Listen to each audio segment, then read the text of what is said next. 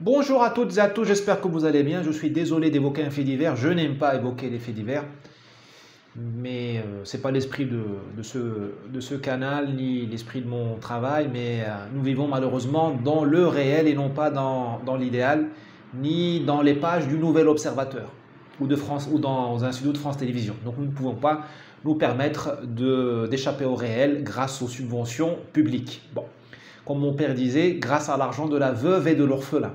Bon. Je voudrais revenir sur le lamentable épisode à Noisy-le-Sec des deux énergumènes là, qui ont traîné des SDF avec leur voiture jusqu'à les faire tomber et les blesser, pour dire qu'il s'agit d'une action psychologique. Il s'agit d'une véritable guerre contre nous, à deux titres. La première, c'est une guerre contre les Français d'origine immigrée, ou même les immigrés, ou les étrangers qui vivent en France, qui vivent normalement, tranquillement, et qui rêvent d'une seule chose, c'est de travailler, de payer leurs impôts. Ces deux énergumènes ont rendu un très mauvais service aux immigrés, de manière générale. Ils ont stigmatisé une nouvelle fois les gens qui n'en demandaient pas, enfin qui n'avaient pas besoin de ça.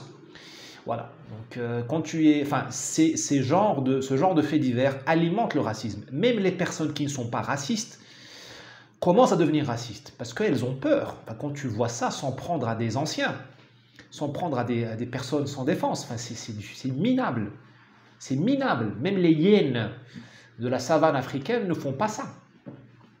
Eh bien, tu t'appelles Rachid, le lendemain, tu te rends chez quelqu'un pour louer un logement, ben, tu vas être mal reçu, tu risques d'être mal reçu. Tu t'appelles Mimoun ou Mamadou, tu envoies ton CV à quelqu'un qui a vu cette vidéo, eh bien, tu vas être mal reçu, tu vas être mal vu. Enfin, c'est un drame quand même. Pauvres immigrés qui veulent s'intégrer, voire s'assimiler. Je les plains quand tu vois des énergumènes comme ça qui leur tirent des balles dans le dos. Nous avons fui ce genre d'énergumènes, parce que ces genres d'énergumènes au Maroc, on les a.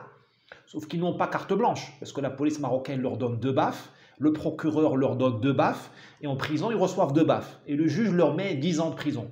Pas en France, on leur mettra un rappel à la loi, ou un sursis. Ça, je en parlerai tout de suite. Nous avons les mêmes au Maroc, ils nous pourrissent la vie. Ils n'ont pas carte blanche, mais tu les trouves dans tous les... On appelle ça Oulad Souk, les enfants du souk. Ça vous dit quelque chose, hein? C'est les semi-racailles. Enfin bon. Nous les avons fuis au Maroc. Nous les avons laissés derrière nous en Afrique et au Maghreb. Et on les retrouve en France où ils sont aux stéroïdes. Alors pourquoi ils sont aux stéroïdes? Parce que le pouvoir français est un pouvoir racaille. La racaille prospère en France parce que la racaille gouverne la France. Il y a 2 racailles en France. Il y a la racaille des banlieues, il y a la racaille en col blanc. Les deux, l'une est la face cachée de l'autre, si vous voulez. Les deux travaillent en symbiose.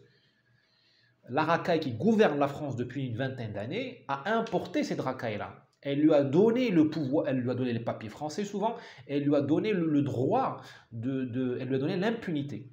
Et pourquoi elle a fait ça? Bon, il y a un côté diabolique. Si vous êtes religieux, vous savez qu'il y a le bien et le mal. Eh bien, la racaille qui gouverne la France, élue par les Français, elle n'a pas été, parachutée par Erdogan ou par Saddam Hussein. Elle est élue par vous, chers amis français. Cette racaille-là, si vous voulez, elle travaille pour le diable.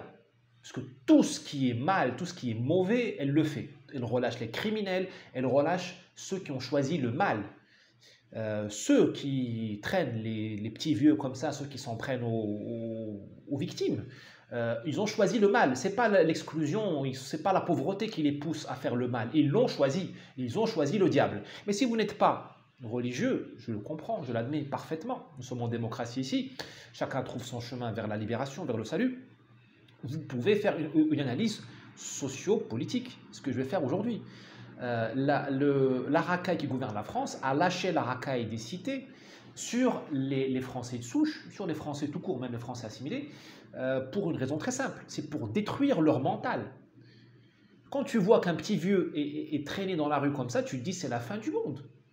Tu te dis on n'est plus à l'abri nulle part. Tu te dis mon père, mon grand-père n'est pas à l'abri.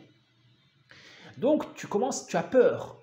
Tu as peur d'une part, et tu n'as plus d'estime de toi, parce que tu dis je sers à quoi si je ne défends pas mes anciens? Pourquoi on fait des enfants? C'est pour qu'ils nous défendent. Pourquoi on fait des hommes dans une société? C'est pour qu'ils défendent les femmes. Mais si la femme française n'arrive pas à sortir le soir, si l'homme français ne sert à rien, eh bien il devient un sous-homme. Ce que veut la racaille qui gouverne la France, c'est vous transformer en sous-hommes qui ont peur et qui n'ont pas d'honneur, humiliés, démonétisés, dévitalisés. C'est à ces deux seules conditions-là qu'ils peuvent vous gouverner et vous emmener là où ils veulent vous emmener, c'est-à-dire vers le démantèlement de la classe moyenne, vers le démantèlement d'État-providence, vers la vente à la découpe de la souveraineté française qui est déjà faite. Les gens qui gouvernent la France, les racailles qui gouvernent la France, elle a besoin d'un peuple d'eunuques, elle a besoin d'un peuple d'impuissants, hommes et femmes.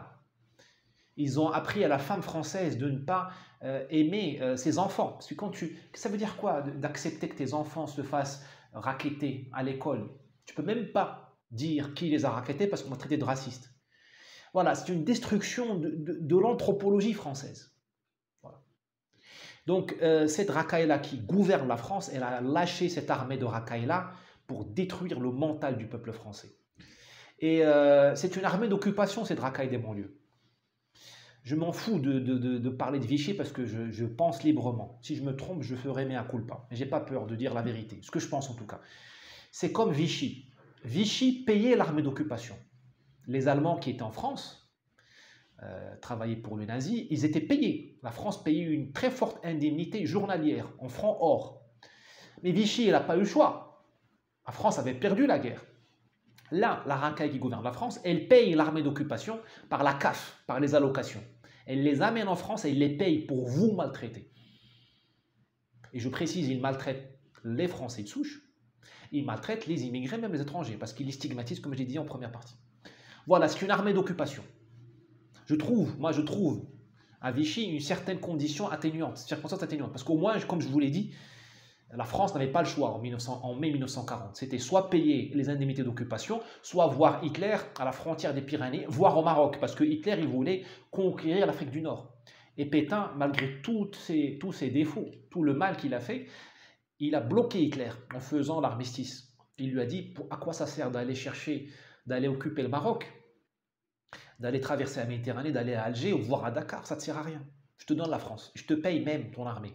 Ça a permis comme j'ai dit dans une autre vidéo, de camoufler les Goumis au Maroc, de camoufler l'armée d'Afrique, de maintenir un territoire plus ou moins libre, qui est la France Sud, on va dire, la zone libre, où il y a eu la résistance. Il n'y aurait pas eu Leclerc, il n'y aurait pas eu de Tassigny, il n'y aurait pas eu Saint-Exupéry, il n'y aurait pas eu De Gaulle, il n'y aurait pas eu Giraud, s'il n'y avait pas eu cet armistice qui a permis à la France de respirer, même confinée, même étranglée. Elle a respiré au sud de la ligne de démarcation, elle a respiré dans son empire.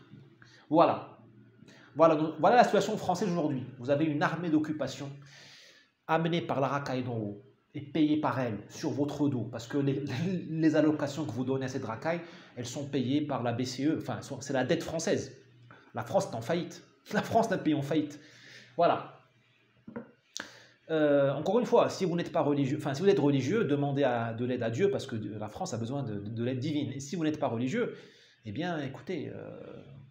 révoltez, faites quelque chose.